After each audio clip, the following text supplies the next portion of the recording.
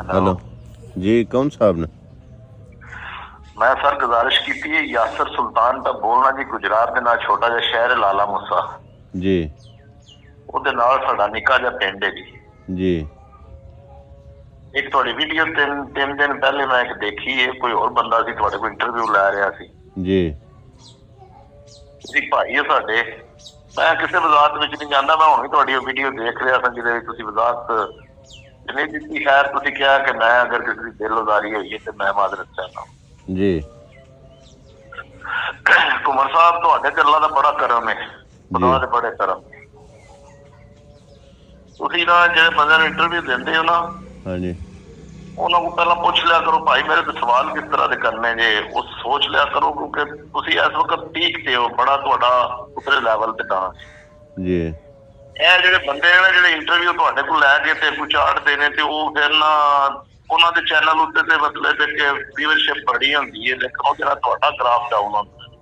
जी ਤੁਸੀਂ ਸਾਡੇ ਭਾਈ ਹੋ, जी गुजरात ये भी मेरा गुजरात है ना बड़ा तल्लक है जी एक गुजारिश है करनी सी कि तुसी आज तो बाद ना किसी दूसरे चैनल में इंटरव्यू नहीं देना, अगर देना तो उन्होंने आना भाई पहला मैनू दस लवो सवाल बंदे मेरे जो लगते भी मेरे सारे सही होंगे। ठीक गल मैं खुद भी ना थोड़े इंटरव्यू सुन के ना मैं हैरान होया, मैं क्या फकीर आदमी है जी इंडिया बंदा गुफ्तगू किस तरह की करवा गया बंदा ये देखो। जी और सेहत भी ये ठीक है अल्लाह पाक दा करम है। दरअसल मामला पता किंज होया, जी अधूरा इल्म हमेशा फसाद पैदा करदा। बिल्कुल ठीक बात है। ਜਦੋਂ ਗੱਲ ਪੂਰੀ ਕੀਤੀ ਸੀ ਵਿੱਚ, ਜੇ ਗੱਲ ਉਹ ਪੂਰੀ ਅਪਲੋਡ ਹੁੰਦੀ, ਟੋਟਿਆਂ ਦੇ ਵਿੱਚ ਅਪਲੋਡ ਨਾ ਹੁੰਦੀ, ਤੇ ਫਿਰ ਤੇ ਉਹ ਜਿਹੜੇ ਸੁਣਨ ਵਾਲੇ ਨੇ ਉਹਨਾਂ ਨੂੰ ਪਤਾ ਲੱਗਦਾ ਕਿ ਗੱਲ ਦਾ ਐਂਡ ਕਿੱਥੇ ਹੋਇਆ, ਗੱਲ ਇੰਨੀ ਕਰਕੇ ਤੇ ਅੱਗੂ ਗੱਲ ਉਹਨੇ ਕਿਹੜੀ ਕੀਤੀ। ਉਹ ਬੰਦਾ ਜ਼ਿਆਦਤੀ ਕਰ ਗਿਆ ਨਾ ਜਿਹੜਾ ਤੁਹਾਡੇ ਕੋਲ ਇੰਟਰਵਿਊ ਲੈ ਰਿਹਾ ਸੀ ਨਾ, ਉਸ ਬੰਦੇ ਨੂੰ ਤੁਹਾਡੇ ਨਾਲ ਨਾ ਕੋਈ ਮਤਲਬ ਕਿ ਤੁਹਾਡਾ ਜਿਹੜਾ ਉਤਲੇ ਲੈਵਲ ਤੇ ਤੁਸੀਂ ਗਏ ਹੋ ਨਾ, ਉਹ ਫਿਰ ਇਹਨਾਂ ਬੰਦਿਆਂ ਨੂੰ ਨਹੀਂ ਨਾ ਪਸੰਦ ਹੈ, ਪੈਂਟਾਂ ਛੱਡਾਂ ਵਾਲਿਆਂ ਨੂੰ।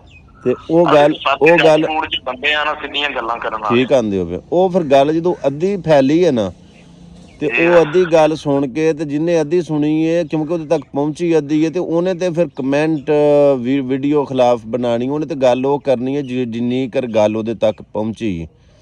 ਉਹ ਫਿਰ ਮੈਂ ਆਪਣਾ ਬੜੀ ਕੋਸ਼ਿਸ਼ ਕੀਤੀ ਹੈ, ਕਿਉਂਕਿ ਮੈਂ ਕੁਝ ਦਿਨਾਂ ਤੋਂ ਨਾ ਮਸਰੂਫ ਸਾਂ, ਕੋਈ ਐਸਾ ਮਾਮਲਾ ਸੀ ਕਿ ਜਿਹਦੇ ਵਿੱਚ ਨਾ ਮੇਰੇ ਕੋਲੋਂ ਵੇਖਣ ਵੀ ਨਹੀਂ ਹੋਇਆ ਕਿ ਕਿੰਨੇ ਕੀ ਆਖਿਆ, ਮਤਲਬ 3-4 ਦਿਨ ਕੋ ਮਸਰੂਫੀਅਤ ਐਸੀ ਸੀ। ਉਹ ਫਿਰ ਕੱਲ ਮੈਨੂੰ ਨਾ ਤੁਹਾਡੇ ਵਾਂਗੂ ਦੇ ਕੋਈ ਮਿਹਰਬਾਨ ਸਨ, ਉਹਨਾਂ ਮੈਨੂੰ ਆਖਿਆ ਕਿ ਵੈਸ ਬਈ ਤੁਸੀਂ ਮਸਰੂਫ ਤੇ ਬੜੇ ਹੋ, ਲੇਕਿਨ ਤੂੰ ਮੈਨੂੰ ਪਤਾ ਵੇਖਿਆ ਵੀ ਨਹੀਂ ਕਿ ਇਸ ਤਰ੍ਹਾਂ ਦਾ ਤੁਹਾਡੇ ਖਿਲਾਫ ਇੱਕ ਟ੍ਰੈਂਡ ਚੱਲ ਗਿਆ। ਮੈਂ ਕਿਹਾ ਯਾਰ ਮੈਨੂੰ ਬਿਲਕੁਲ ਨਹੀਂ ਇਲਮ ਹੈ ਕਿ ਕੀ ਹੋ ਰਿਹਾ, ਕੀ ਬਣਦਾ ਪਿਆ, ਨਾ ਮੁਲਕੀ ਖਬਰਾਂ ਨਾ ਇੰਟਰਨੈਸ਼ਨਲ ਖਬਰਾਂ, ਮੈਂ ਨਾ ਕੋਈ ਐਸਾ ਉਲਝਿਆ ਜਿਹਾ ਸਾਂ। ਉਹ ਆਖ ਲਗੇ ਚਲੋ ਤੁਸੀਂ ਨਹੀਂ ਆਪਣਾ ਵੇਖਿਆ ਤੇ ਤੁਹਾਨੂੰ ਇੰਨਾ ਵੇਖਦਿਆਂ ਵੀ ਟਾਈਮ ਲੱਗਣਾ, ਤੇ ਬਸ ਇੰਨਾ ਤੁਸੀਂ ਕਹਿ ਛੱਡੋ ਕਿ ਮਤਲਬ ਜੋ ਗੱਲਬਾਤ।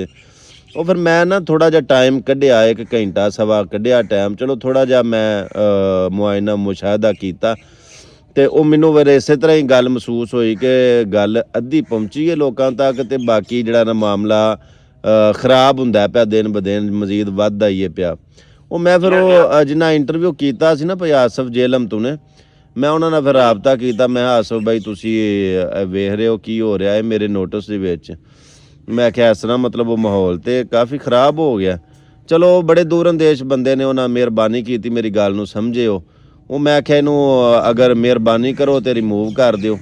ਉਹ ਫਿਰ ਅੱਜ ਮੇਰੇ ਖਿਆਲ 'ਚ ਹਫਤਾ ਹੈ, ਕੱਲ੍ਹ ਜੁੰਮਾ ਸੀ, ਉਹਨਾਂ ਫਿਰ ਉਹ ਜੋ ਹੈ ਸੀ ਨਾ ਹਰ ਪਲੇਟਫਾਰਮ ਦੇ ਉੱਤੋਂ ਉਹ ਜਿੰਨਾ ਮਵਾਦ ਹੈ ਸੀ ਉਹਨਾਂ ਉਹ ਡਿਲੀਟ ਕਰ ਦਿੱਤਾ, ਕਿਉਂਕਿ ਅਸੀਂ ਜੋੜਨ ਵਾਲੇ ਹਾਂ, ਤੋੜਨ ਵਾਲੇ ਤੇ ਭਾਜੀ ਹੈ ਕੋਨੇ। ਉਹ ਫਿਰ ਮੈਂ ਵੀ ਟਾਈਮ ਕੱਢਿਆ, ਮੈਂ ਕਿਹਾ ਚਲੋ ਮਸਰੂਫੀਅਤ ਤੇ ਬਹੁਤ ਜ਼ਿਆਦਾ ਹੈ। ਉਹ ਮੈਂ ਵੀ ਫਿਰ 10 ਮਿੰਟ ਬਹਿ ਕੇ ਨਾ ਜੀ, ਉਹ ਮੈਂ ਫਿਰ ਉਹ ਸਾਰੀ ਗੱਲ ਦੀ ਆਪਣਾ ਐਕਸਪਲੇਨ ਕੀਤਾ ਕਿ ਚਲੋ ਬਾਈ ਮਿਸਟੇਕ ਮਤਲਬ ਜਿਹੜੀ ਕੋਈ ਗੱਲਬਾਤ ਅੱਧੀ ਪਹੁੰਚੀ ਹੈ ਤੁਹਾਡੇ ਤੱਕ, ਮੈਂ ਉਹਦੀ ਮਾਜ਼ਰਤ ਚਾਹੁੰਦਾ, ਮਜ਼ੀਦ ਉਹਨੂੰ ਪੂਰੀ ਪਹੁੰਚਾਉਂਦਿਆਂ ਮਜ਼ੀਦ ਕੰਮ ਖਰਾਬ ਨਾ ਹੋ ਜਾਏ, ਲਿਹਾਜ਼ਾ ਉਹ ਤੁਸੀਂ ਇਹਦੀ ਵਜ਼ਾਹਤ ਵੀ ਨਹੀਂ ਦੇਣੀ। ਮੇਰੀ ਗੱਲ ਸੁਣੋ ਨਾ, ਮੇਰੀ ਫੈਮਿਲੀ ਹੈ ਨਾ, ਸਾਰੇ ਬੰਦੇ ਦੀਆਂ ਫੈਮਲੀਆਂ ਸੋਸ਼ਲ ਮੀਡੀਆ ਇਸਤੇਮਾਲ ਕਰਦੇ ਨੇ ਜੀ, ਤੁਹਾਡੀ ਵੀਡੀਓ ਸੋਸ਼ਲ ਮੀਡੀਆ ਤੇ ਆਵੇ ਨਾ, ਮੇਰੀ ਵਾਈਫ ਵੀ ਵੇਖਦੀ, ਮੈਂ ਵੀ ਕੋਲੇ ਬੈਠੇ ਆ, ਮੈਂ ਨਹੀਂ ਕਦੇ ਆਖਿਆ ਵਾ ਤੂੰ ਅੱਗੇ ਕਰ ਸੜ ਜਾਂ ਇੱਧਰ ਕਰ ਸੜ। ਮੈਂ ਨਾ ਚਲੋ ਗੱਲ ਸਮਝਣ ਵਾਲੀ ਹੈ, ਉਹ ਅੱਛੀ ਬਾਤ ਹੀ ਹੈ, ਸੁਣ ਲੈ। ਜੀ ਜੀ ਜੀ ਜੀ। ਬਾਕੀ ਤੌਰ ਤੇ ਅਸੀਂ ਫੈਮਲੀਆਂ ਤੇ ਪਾਬੰਦੀ ਲਾ ਦੇਣਾ, ਤੁਸੀਂ ਸਾਡੇ ਭਾਈ ਹੋ, ਬਾਰ-ਬਾਰ ਕਹਿਣਾ ਕਿ ਤੁਸੀਂ ਸਾਡੇ ਭਾਈ ਹੋ। ਅਸੀਂ ਆਖਦੇ ਕਿ ਨਹੀਂ ਵੈਸ ਘੁੰਮਣ ਦੀ ਇਸ ਵਾਰ ਵੀਡੀਓ ਨਹੀਂ ਵੇਖਣੀ, ਉਹ ਮਾੜਿਆ ਬੰਦਿਆਂ ਨਾਲ ਛੇੜਦਾ। ਜੀ ਜੀ ਜੀ ਜੀ ਜੀ ਜੀ। ਬਾਕੀ ਆਪੂ ਗੱਲ ਕੀਤੀ ਨਾ, ਅਸੀਂ ਜੋੜਨ ਵਾਲੇ ਆ, ਅਸੀਂ ਤੋੜਨ ਆਏ ਤੇ ਨਹੀਂ ਨਾ। ਇੰਜੀ ਗੱਲ ਤੁਹਾਡੇ ਵਾਸਤੇ ਸਭ ਤੋਂ ਬੈਸਟ ਹੈ, ਤੁਹਾਨੂੰ ਅੱਲਾ ਨੇ ਬੜਾ ਮਕਾਮ ਦਿੱਤਾ ਹੈ, ਸਾਦਾ ਤਬੀਅਤ ਬੰਦਾ, ਫਕੀਰ ਟਾਈਪ ਬੰਦਾ। ਜੀ ਜੀ। ਅੱਲਾ ਨੇ ਉਹਨੂੰ ਬੜਾ ਮਕਾਮ ਦਿੱਤਾ ਕਿ ਤੁਹਾਡੀ ਆਵਾਜ਼ ਨੂੰ ਬੰਦੇ ਆਪਣੀਆਂ ਵੀਡੀਓ ਚਲਾ ਕੇ ਤੇ ਫਖਰ ਮਹਿਸੂਸ ਕਰਦੇ ਨੇ ਕਿ ਵੈਸ ਘੁੰਮਣ ਦੀ ਆਵਾਜ਼ ਵਿੱਚ ਅਸੀਂ ਕਿਆ ਗੱਲ ਕਰ। ਜੀ ਭਾਜੀ, ਤੁਹਾਡੀ ਬੜੀ ਮਿਹਰਬਾਨੀ, ਤੁਸਾਂ ਸ਼ਫਕਤ ਕੀਤੀ, ਇੰਨਾ ਟਾਈਮ ਕੱਢਿਆ। ਤੇ ਕਿਤੇ ਸਿਆਲਕੋਟ ਲੱਗੇ ਚੱਕਰ ਤੇ ਇਹੋ ਹੀ ਮੇਰਾ ਨੰਬਰ ਹੈ, WhatsApp ਦਾ ਵੀ ਇਹੋ ਹੀ ਹੈ ਤੇ ਕਾਲ ਦਾ ਵੀ ਇਹੀ ਹੈ। ਕਿਤੇ ਇੱਧਰ ਆਓ ਤੇ 에ਅਰਪੋਰਟ ਦੇ ਨਾਲ ਹੀ, 에ਅਰਪੋਰਟ ਦੇ ਕੋਲ ਆਓ ਤੇ ਰਾਬਤਾ ਕਰਿਓ, ਇਨਸ਼ਾਅੱਲਾ ਮੁਲਾਕਾਤ ਹੋਵੇਗੀ। ਠੀਕ ਹੈ ਭਾਜੀ। 에ਅਰਪੋਰਟ ਦੇ ਨੇੜੇ ਕਿਤੇ ਰਹਿੰਦੇ ਜੀ ਜੀ ਜੀ ਜੀ ਜੀ ਜੀ। ਤੁਸੀਂ 에ਅਰਪੋਰਟ ਸਿਆਲਕੋਟ ਆਓਗੇ ਨਾ ਜੀ, ਤੁਸੀਂ ਐਸੇ ਨੰਬਰ ਤੇ ਕਾਲ ਕਰਿਓ ਤੇ ਮੈਂ ਤੁਹਾਨੂੰ ਪਹਿਲਾਂ ਆਉਂਦੇ ਹੋ ਜਾਂ ਪਰਲੀ ਸਾਈਡ ਤੇ ਹੋ? ਜੋ ਤੁਸੀਂ 에ਅਰਪੋਰਟ ਦੇ ਸਾਹਮਣੇ ਆਓਗੇ ਤੇ ਮੈਨੂੰ ਕਾਲ ਕਰ ਲਿਓ ਐਸੇ ਨੰਬਰ ਤੇ। ਠੀਕ ਹੈ ਜੀ। ਬੜੀ ਹਸਰਤ ਹੈ ਤੁਹਾਡੇ ਨਾਲ ਮਿਲਣ ਦੀ, ਇਨਸ਼ਾਅੱਲਾ ਜ਼ਰੂਰ ਜੀ। ਠੀਕ ਹੈ, ਦੁਆਵਾਂ 'ਚ ਯਾਦ ਰੱਖਿਓ, ਇਨਸ਼ਾਅੱਲਾ ਗੱਲਬਾਤ ਹੁੰਦੀ ਰਹੇਗੀ। ਅੱਲਾ ਸੋਹਣੇ ਦੇ ਵਾਲੇ। ਹਾਂਜੀ, ਖੈਰ, ਅੱਲਾ ਹਾਫਿਜ਼ ਜੀ, ਅੱਲਾ ਹਾਫਿਜ਼, ਅੱਲਾ ਹਾਫਿਜ਼।